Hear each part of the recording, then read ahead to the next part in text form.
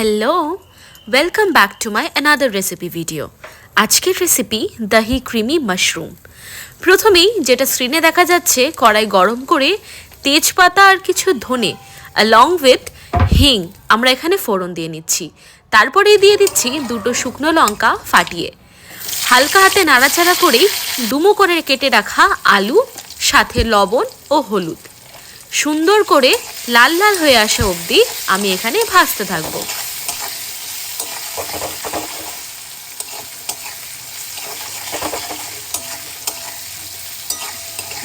যতক্ষণে আমার এখানে আলু ভাজা হচ্ছে ততক্ষণে আমরা দহির মিক্সচারটা বানিয়ে নিই। এবার একটি পাত্রে আমি এখানে 2.5 চামচ ফুল স্পুন দহি ইউজ করেছি। তার সাথে দিয়ে দিচ্ছি 1 চামচ ভর্তি ধনে গুঁড়ো ও 1 চামচ ভর্তি জিরে গুঁড়ো। আমি এখানে লাল গুঁড়ো লঙ্কা অ্যাভয়েড করেছি। তারপরে দিয়ে দিচ্ছি হলুদ গুঁড়ো। এবার এই মিক্সচারটাকে খুব সুন্দর করে আমি হাতে করেই ফেটিয়ে নিচ্ছি। এটা মাথায় রাখতে হবে দহির টেক্সচারটা যেন খুবই স্মুথ আর সুদিং হয়। আমার এখানে 80% কিন্তু আলু সেদ্ধ হয়ে এসেছে ও ফ্রাইও হয়ে এসেছে। এইবার আমি অ্যাড করে দেব আগে থেকে কেটে রাখা একটি গোটা টমেটো ও হাফ ক্যাপসিকাম। বাকি ক্যাপসিকামটা আমি পরে ইউজ করব।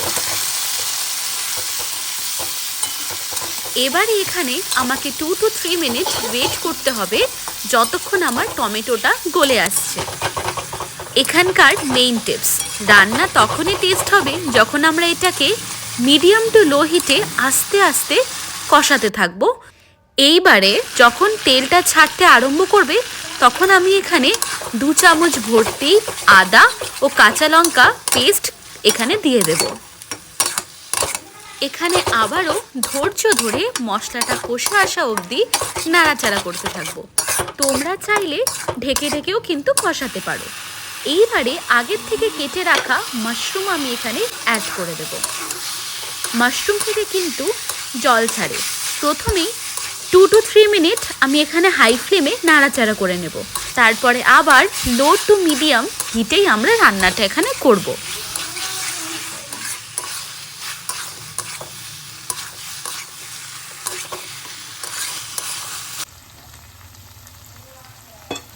দু থেকে 3 মিনিট পর দেখবে মশলা থেকে তেল ছেড়ে আসছে। তখনই ভাববে তোমার কষানো কিন্তু প্রায় কমপ্লিট। এইবারে আগের থেকে যে দহির মিশ্রণটা আমি করে রেখেছিলাম ওই মিশ্রণটা আমি এখানে দিয়ে দেব।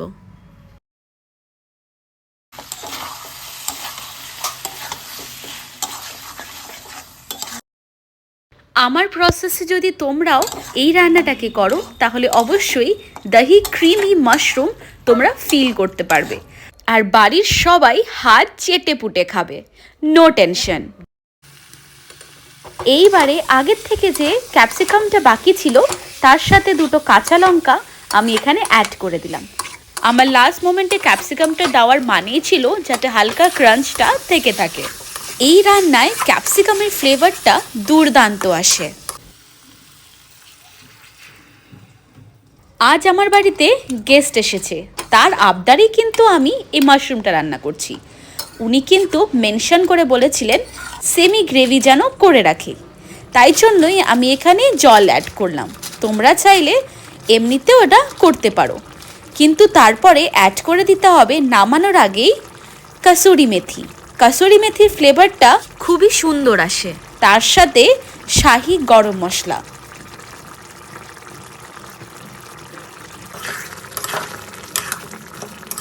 দু মিনিট নাড়াচাড়া করলেই তোমার এখানে দহি ক্রিমি মাশরুম একদম রেডি।